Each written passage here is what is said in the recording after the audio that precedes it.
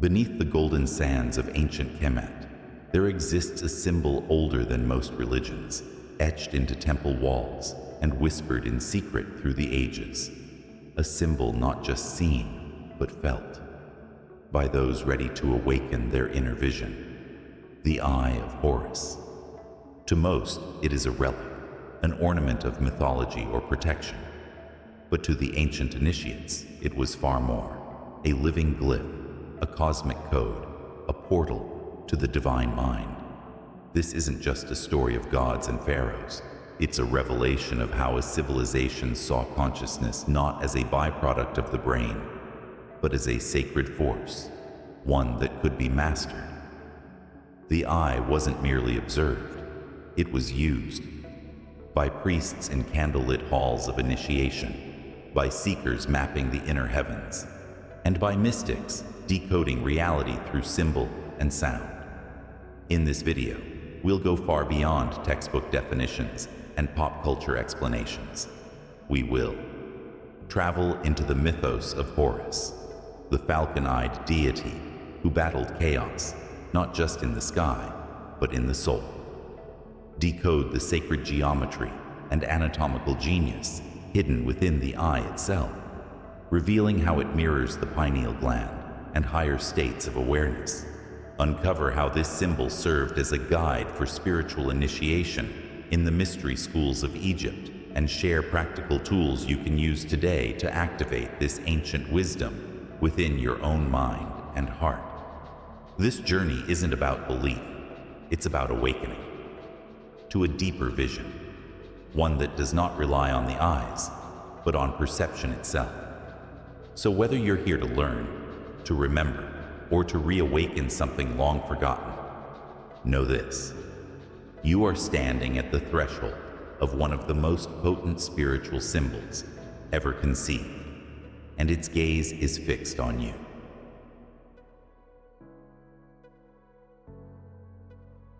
To understand the Eye of Horus, we must step into the mind of ancient Egypt, not the Egypt of tour guides and textbooks, but the Egypt of initiates and hidden temples. In the sacred tongue of the Nile Valley, Egypt was not Egypt.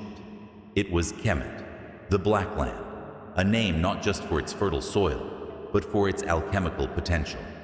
This was a land where the seen and unseen wove together seamlessly. Every monument, every glyph, every ritual echoed with cosmic intelligence. Horus was no mere mythological figure. He was a living archetype, the divine child of Isis and Osiris, the eternal warrior of light.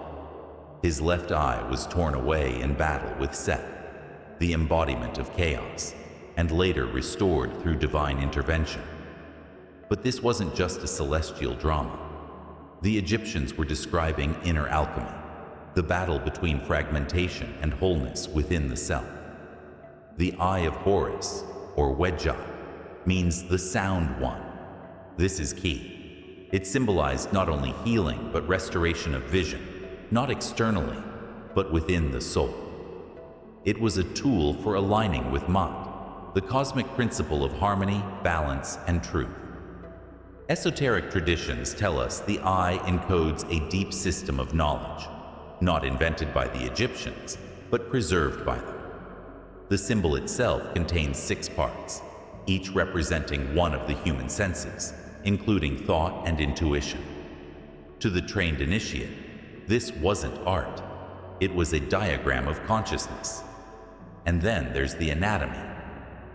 Modern neurologists, perhaps unknowingly echoing ancient wisdom, have discovered that the Eye of Horus, when overlaid upon a sagittal section of the human brain, astonishingly mirrors the pineal gland, thalamus, corpus callosum, and other vital components involved in perception and awareness.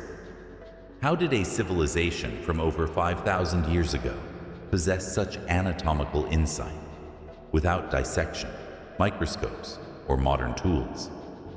The answer may lie in how they saw reality. The Egyptians didn't divide science and spirituality.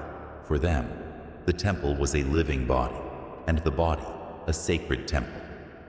They believed true vision came from the heart aligned with the cosmos, from inner awakening, not outer observation. So why has this knowledge been buried? Some say it was never meant for the masses. Egyptian mystery schools guarded their teachings through layers of myth, math, and metaphor, revealing only to those who proved ready.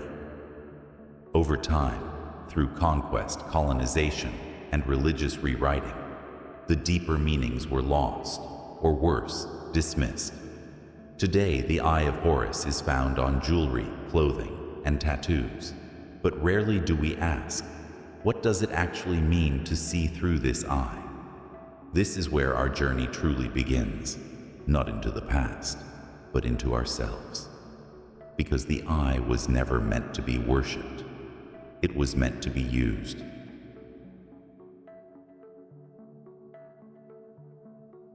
The Eye of Horus isn't just a symbol, it's a map. To the ancient Egyptian initiate, this wasn't simply an eye watching over them.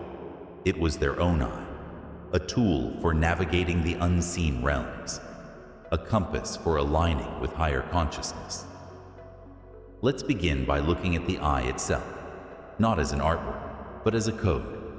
The eye is composed of 6 distinct parts, each corresponding to a specific human faculty: smell, sight, thought, hearing, taste, touch. Each of these parts was given a mathematical value, fractions in fact: 1/2, 1/4, 1/8, 1/16, 1/32, and 1/64. Add them all together, and you get 63/64. The eye was intentionally incomplete. Why? Because to the Egyptians, the last fraction, the missing 1/64, symbolized the part of perception that transcends the senses, the realm of the divine, the mystical, the unknowable. It was a reminder: you can study reality, feel it, taste it, even measure it, but there will always be a piece that requires faith, intuition, gnosis. Now, take this geometry and overlay it onto the human brain. Incredibly, each part of the eye aligns almost perfectly with specific regions responsible for those exact faculties. The eyebrow of the symbol mirrors the corpus callosum, which connects the 2 hemispheres. The spiral reflects the thalamus, the relay station for sensory input, and at the center, the pupil aligns directly with the pineal gland, the so-called seat of the soul. To the Egyptians, this was the Jed pillar within, the spine of divine awareness. The pineal gland wasn't just a biological part of the brain, it was a gateway, a receiver of cosmic light. Modern science now confirms that the pineal gland responds to photons, light. It regulates melatonin, yes. But in mystical traditions around the world, it's said to regulate illumination. So when we say, open the Eye of Horus, we're not talking about superstition. We're talking about activating your inner sight through intention, attention, and higher vibration. But there's a deeper story. In the myth of Horus and Set, Horus loses his left eye in battle. This left eye is the lunar eye, the intuitive, feminine aspect of perception. It is later restored by Thoth, god of wisdom, time, and writing. This restoration is no mere healing. It is an initiation. When your eye is broken by trauma, illusion, ego, or fear, it is not the end. It is an invitation to rebuild it, not as it was, but as it was meant to be. Stronger, wiser, reconnected to source. This is why the Eye of Horus isn't just about protection. It is about integration. The integration of the fragmented self, the seeing beyond duality, the remembering of your own divine architecture.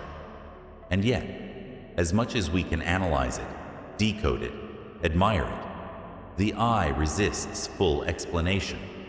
It is, like all true esoteric tools, a living mystery, one that reveals itself through experience, not just study.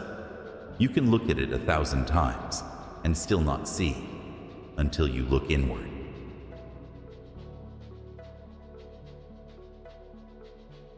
The Eye of Horus doesn't merely teach us to see, it teaches us how we see. And here is where the mystery deepens. We've already spoken of its parts, its anatomy, its symbolic alignment with the senses and the brain. But what if the eye is also a mirror? A metaphysical lens through which consciousness views itself? In ancient Hermetic philosophy, which emerged from Egyptian mystery teachings, the phrase "as above, so below, as within, so without," was more than poetic insight. It was a key to understanding reality itself. The eye, then, becomes a microcosm, a fractal of the cosmos, not just reflecting you, but the all. This is why many esoteric scholars believe the Eye of Horus encodes not only physiological knowledge, but cosmological law. It is shaped like a spiral for a reason. Spirals appear everywhere in nature: galaxies, hurricanes, DNA, even the coils of a serpent. And serpents in Egyptian symbology were not evil, they were sacred, symbols of Kundalini energy, of divine awakening moving up the spine, striking the pineal center, like lightning in the brain. The eye, in this context, becomes a diagram of initiation, the soul's journey from ignorance to illumination. The eye is first wounded, fragmentation. Then it is restored, integration. And finally, it is opened, realization. Let us return to the missing 1/64th, the fraction that makes the eye mathematically incomplete. It's easy to overlook, a sliver, a whisper. But mystically, it represents the threshold of the unknowable, a veil that no amount of logic or measurement can pierce. Only through direct experience, meditative states, sacred rites, and altered consciousness can this final piece be glimpsed. And even then, it is fleeting. The mystery never fully dissolves, because it is not meant to. Mystery is not the enemy of knowledge, it is its guardian. Now consider this. The Eye of Horus is often associated with the left eye, linked to the moon, intuition, and the subconscious. Its counterpart, the right eye, was said to represent the solar force, logic, action, clarity. These two eyes reflect the dual currents within us, sun and moon, masculine and feminine, reason and feeling, Horus and Set. And between them, the third eye, the eye behind the eyes. The Egyptians never spoke of the third eye as the East does, but they understood its function. It was the eye that sees the invisible, the one that does not look out, but in. Interestingly, in modern interpretations, many confuse the Eye of Horus with the Eye of Ra. While similar in imagery, they are not the same. The Eye of Ra is an external force, fierce, solar, protective.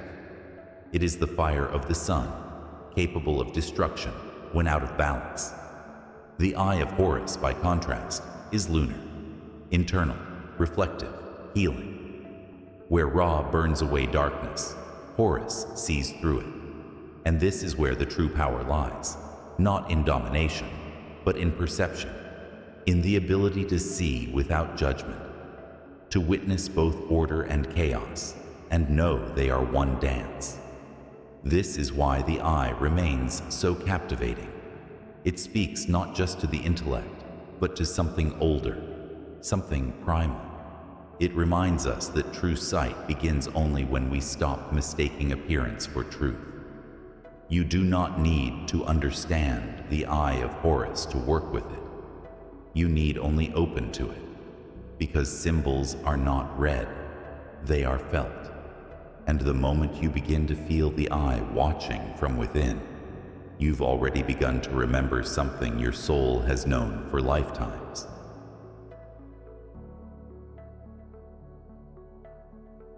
It's one thing to know the Eye of Horus intellectually. It's another to live through it, to let it become a spiritual practice, a compass, a lens through which your very perception transforms. Because in truth, the Eye of Horus was never meant to be a static emblem. It was a technology of consciousness, a system encoded into symbol, myth, and ritual to activate the divine spark within. So how do we use it today? 1. The inner temple. Meditation with the eye. Begin by finding stillness. Sit in a quiet space, spine straight, eyes closed. Breathe deeply. Now, visualize the Eye of Horus, not in front of you, but within you, hovering gently between your brows. Allow its lines to glow, alive with ancient light. As you breathe, imagine this eye slowly opening. With each inhale, it absorbs insight. With each exhale, it releases illusion. This is not a visualization for entertainment. It is an invocation. You are calling forth your inner sight, the wisdom beyond the five senses. You may begin to feel a subtle pressure between your brows, or a sense of calm awareness. Trust it. Let the eye reveal, not images, but truths. 2. The 6-part awareness practice. Remember the 6 parts of the eye, each representing a human sense. For one day, practice mindful mastery of each. Smell. Inhale consciously.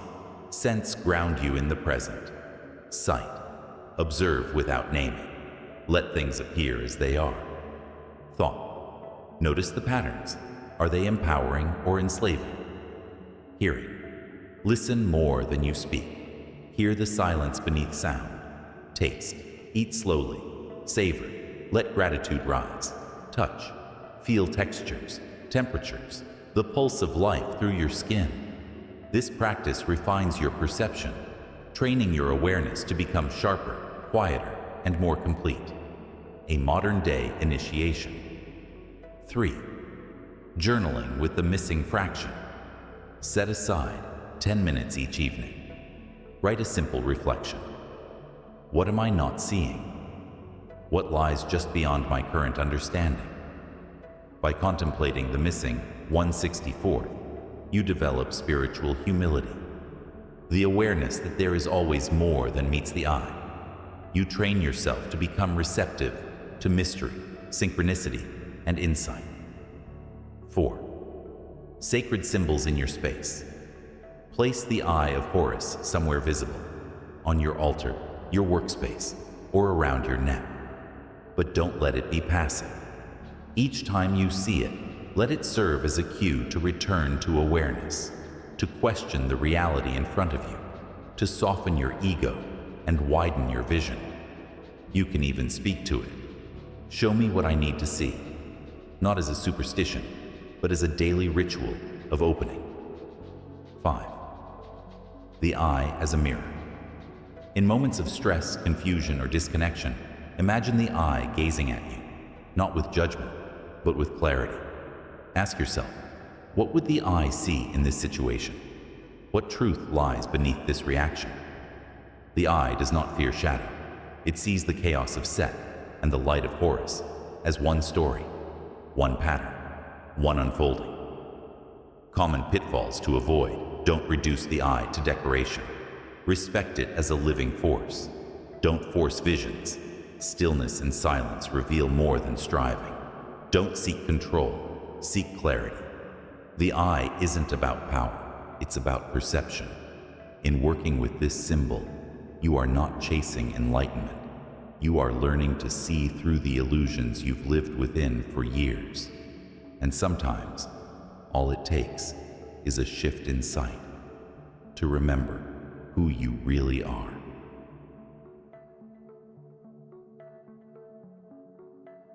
The Eye of Horus is more than ancient art, more than myth, more than a symbol etched on stone and skin. It is an invitation to remember that true vision is not something given to you. It is something awakened within you. It asks you to look, not just outward at the world, but inward at your own reflection. To see not with eyes clouded by habit, fear, or ego, but with the calm, unwavering gaze of the initiated self. The eye was torn, yes, but it was also healed. It is a story of wholeness reclaimed, of light returned to the body, of chaos balanced by consciousness. And now you must ask yourself, what part of your vision has been taken? What truth are you ready to restore? In a world flooded with noise, the eye teaches us to listen. In a culture obsessed with surfaces, it reminds us to see through. And in a time when we're taught to look anywhere but within, it whispers, the gods are not out there. They are you waking up. So carry this knowledge like a seed. Let the Eye of Horus live in your breath, your presence, your seeing.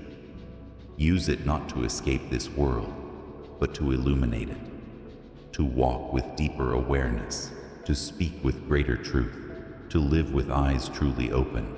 Because once you've begun to see in this way, you cannot unsee, and that is the beginning of transformation. If this journey stirred something ancient in you, share it. Let others feel the eye through your voice, your actions, your light. And if you're ready to go deeper into these mysteries, subscribe, stay curious, and walk with us. This is just the beginning.